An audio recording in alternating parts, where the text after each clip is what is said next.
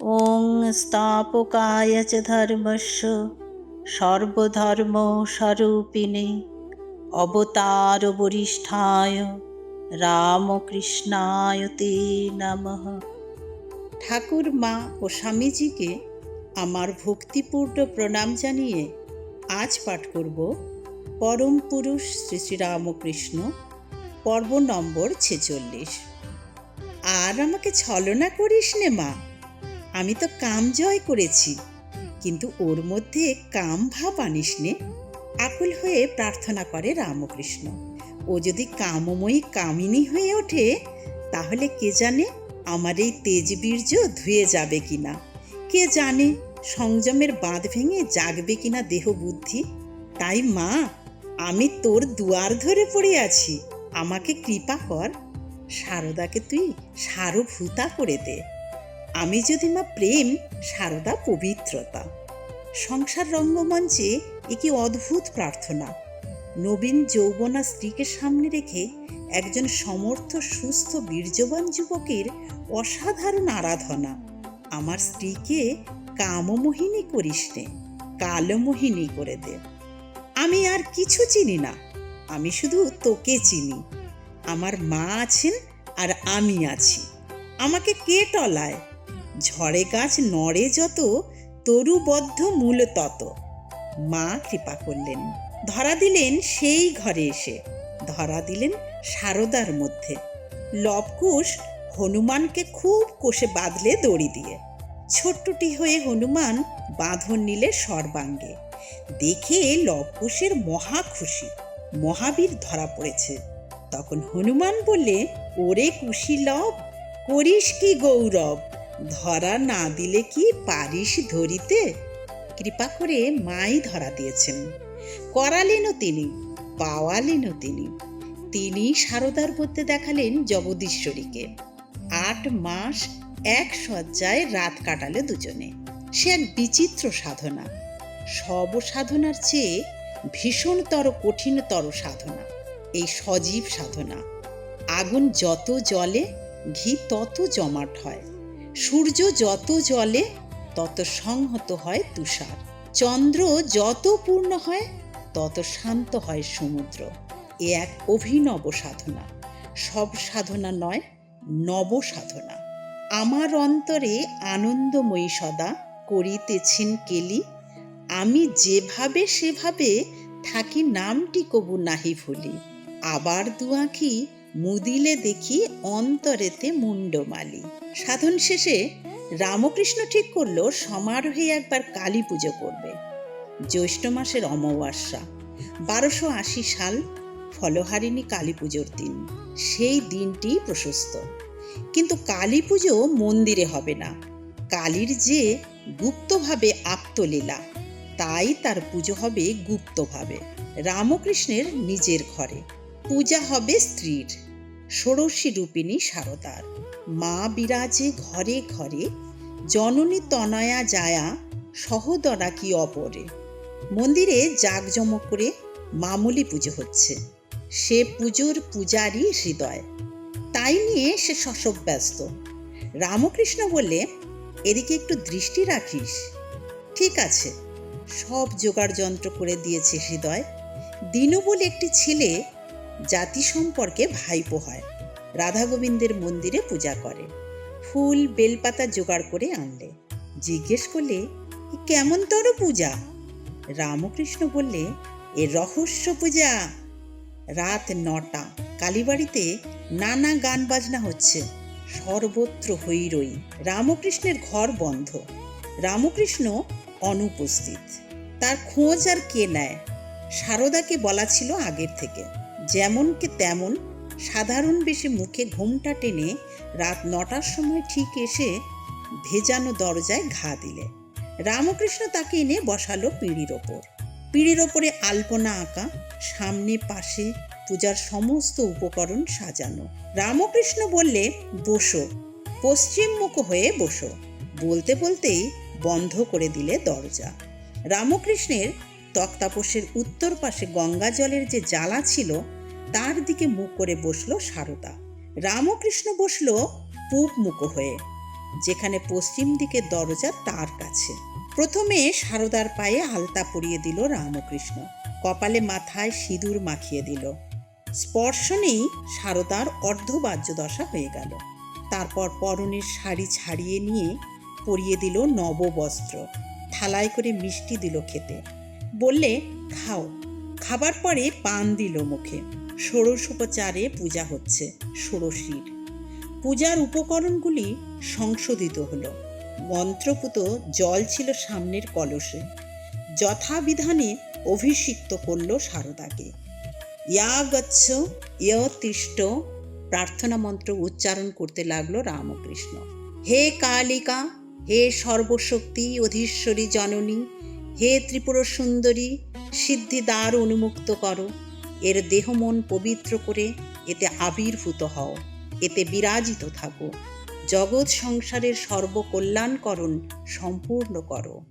হে কপালিনী, আমাকে ভার্যা দাও মনোরমা, শুধু মনোরমা নয়, মনোবৃত্তি অনুসারিণী। আমি যদি ভাবাতীত হই, ও হোক তদ্ভাব ভাবিত। আমাদের দৈহিক বিবাহ নয়, আত্মিক বিবাহ, আমাদের আত্মানন্দ। পূজার চরম উপাচার প্রণাম। জপ, ধ্যান, প্রার্থনা, উপাসনা সমস্ত কিছুই এই শেষ প্রণামটির জন্যে। এ প্রণিপাতটি শেষ অর্ঘ্য। রামকৃষ্ণ বিল্বপত্রের নাম লিখল। আগে আগে যত সাধন ভজন করেছে তার সব বেশ বাস তোলা ছিল সযত্নে, তাই নামিয়ে একসঙ্গে করলে।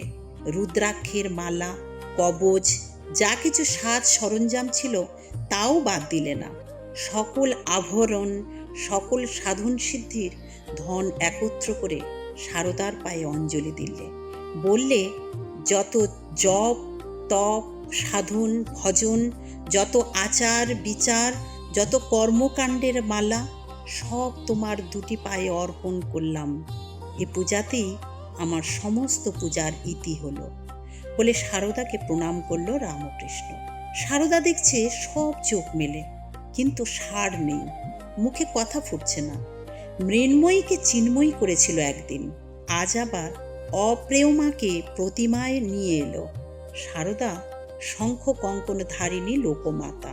হে সর্বমঙ্গল স্বরূপা, সর্বার্থ সাধিকা, হে শরণদায়িনী, ত্রিনয়নী, সনাতনী নারায়ণী, তোমাকে প্রণাম। আত্মনিবেদন করে রামকৃষ্ণ সমাধিস্থ হয়ে গেল। রাত্রি প্রায় ৩ প্রহর। ধ্যান ভাঙল রামকৃষ্ণের। সারদা তখনও নিশ্চল হয়ে বসে আছে পিঁড়িতে, তদ্গত তন্ময় হয়ে। রামকৃষ্ণ বললে, পূজা শেষ হয়েছে, এবার যেতে পারো নবতে। সারদা তাড়াতাড়ি উঠে পড়ল পিঁড়ি ছেড়ে। উঠেই নবতের দিকে ছুট দিলে। একটা প্রণাম করে আসা ঠিক হবে কিনা বুঝতে পারল না। ছি ছি, নিশ্চয়ই ঠিক ছিল। মনে মনে তাই এখন প্রণাম করলে রামকৃষ্ণকে। পূজ্য পূজকে ভেদ নেই সেই ভাবাতীতের রাজ্যে। লক্ষ্মী বললে, তোমার এত লজ্জা, তুমি কাপড় পরাতে দিলে কি গো? কি জানি, আমি তখন যেন কিরকম হয়ে গিয়েছিলাম। তারপর উনি তোমাকে মিষ্টি খাওয়ালেন, পায়ে ফুল দিলেন, হাত দিলেন, তুমি ঠায় বসে রইলে। কি জানি বাপু, বসে রইলাম, সব দেখছি বটে, কিন্তু কথা বলতে পারছি না, নড়তে চড়তে পারছি না। আর কেউ টের পেল না? কি করে পাবে, দরজা বন্ধ যে। তুমি মহাশক্তি, মহাশক্তি না হলে এ পূজা গ্রহণ করে এমন শক্তি কার? সেই থেকে ভাব হয় সারদার। নবদের ঘরটিতে শুয়ে আছে সারদা, তারই বিছানার পাশে যোগেন মা ঘুমোচ্ছে। রাত্রে কোথাও হঠাৎ বাঁশি বেজে উঠল। বাঁশির স্বরে ভাব হলো সারদার, যেন সে বেণু বিনোদিনী রাধিকা হয়ে গেছে। থেকে থেকে হাসতে লাগলো আপন মনে। দেখতে লাগলো বুঝি বা সেই বংশী বট বিহারীকে। বিছানার এক কোণে তাড়াতাড়ি সরে বসল যোগেন মা। বসেই রইল যতক্ষণ না ভাব ভাঙে। ভক্তিমতী হলে কি হয়, সংসারের মধ্যে তো আছে যোগেন মা। ভাবল, যদি তার ছোঁয়া লেগে সারদার ভাব কেটে যায়। সেই ভাবের চরম হলো নীলাম্বর বাবুর বাড়িতে। ছাদে বসে ধ্যান করছিলেন শ্রীমা, পাশে গোলাপ মা, যোগেন মা বসে। ধ্যানের পর আর সমাধি ভাঙে না শ্রীমার। অনেক নাম শোনাবার পর হুঁশ যদি বা হলো, শ্রীমা উদ্ভ্রান্তের মতো বলতে লাগলেন, ও যোগেন, আমার হাত কই, আমার পা কই, আমি কি করে ঢুকবো এই শরীরের মধ্যে? স্ত্রী ভক্তেরা শ্রীমার হাত পা টিপে দিতে লাগলো। এই যে পা, এই যে হাত, তবু দেহটা যে কোথায় পড়ে রয়েছে চট করে খুঁজে পাচ্ছেন না। সারদা চলে গেল নবতে। রামকৃষ্ণ বললে, এবার শান্তিতে ঘুমোও গা মেলে, আমার কাছে থাকতে আর সারা রাত বসে থাকতে জেগে। কখন কি ভাব হয় আমার, আর কখন কি নাম মন্ত্র বলে আমাকে সচেতন করো। এতে কি কারো সুখ থাকে না শরীর থাকে? তুমি মার কাছে নবতে গিয়ে ঘুমাও, তাই যাব। তুমি যেমন নাচাও তেমনি নাচি। যার বিরহের মন্দিরে, সেখানেই বিশ্বনাথের আরতি করব। আমার বসন নিয়েছ, তুমি নাও আমার সমস্ত বাসনা। বিদুরের স্ত্রী স্নান করছে। ঘরের বাইরে কৃষ্ণের ডাক শোনা গেল, বিদুর, বিদুর। কৃষ্ণকণ্ঠের স্বর শুনে বিহ্বল ব্যাকুল হয়ে বিদুর পত্নী ছুটে এলো গৃহদ্বারে। কিন্তু কি লজ্জা, ব্যাকুলতায় বসনকানি ফেলে এসেছে ভুল করে। তখন আর পিছু সরবার পথ নেই। কৃষ্ণের কাছে সে সম্পূর্ণ উন্মোচিত। কৃষ্ণ তক্ষুনি তার নিজের উত্তরীয় বিদুর পত্নীর গায়ে ছুঁড়ে দিল। ত্রস্ত হাতে তাই দিয়ে কোনো রকমে গা ঢাকবার চেষ্টা করলে, কিন্তু কৃষ্ণের চেয়ে লজ্জা তার বেশি নয়। কৃষ্ণকে ঘরে নিয়ে এলো, কিন্তু কি যে খেতে দেবে ভেবে পেল না।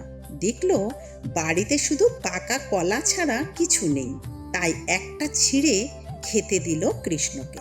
কিন্তু ভাবে ভক্তিতে এমনই বিবশ হয়ে গিয়েছে যে কলা না দিয়ে খোসা দিয়ে ফেলেছে, আর তাই কৃষ্ণ খাচ্ছে তৃপ্তি করে। ভক্তের কলা আর খোসা দুই সমান ভগবানের কাছে।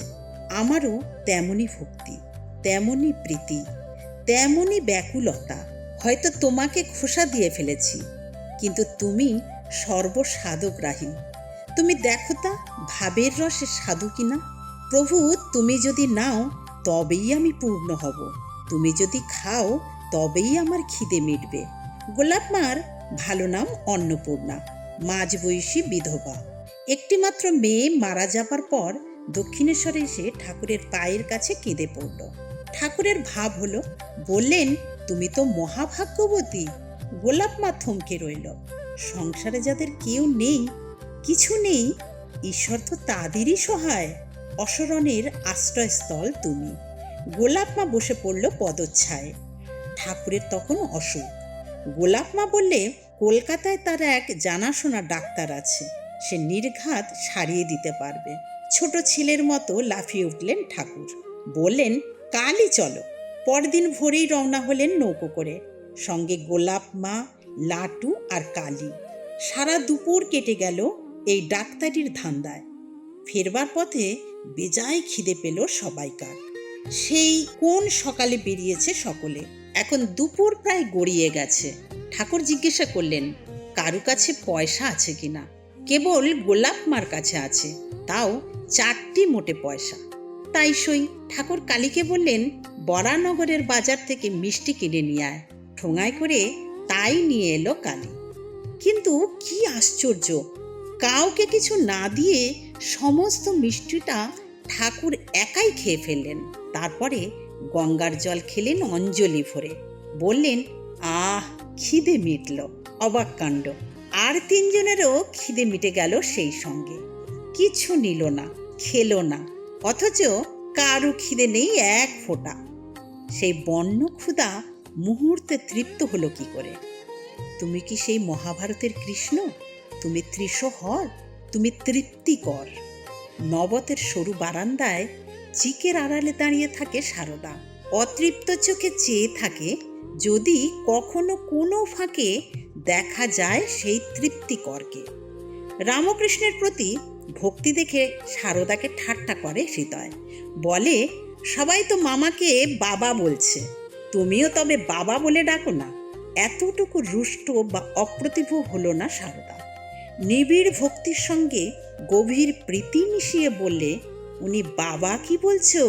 উনি বাবা, মা, বন্ধু, বান্ধব, আত্মীয় স্বজন সমস্ত, যেখানে যে সম্পর্কে যতটুকু আনন্দ আছে সমস্তই উনি উনি আনন্দময়। সেই গান্ধারীর কথা মনে করো। তমেব মাতা চ পিতা তমেব, তমেব বন্ধুশ্চ সখা তমেব, তমেব বিদ্যা দ্রবিণম তমেব, তমেব সর্বং মম দেব দেব। তুমি আমাকে দূরে সরিয়ে রেখেছ, কিন্তু যেন আমি তোমার দুয়ারেই পড়ে আছি।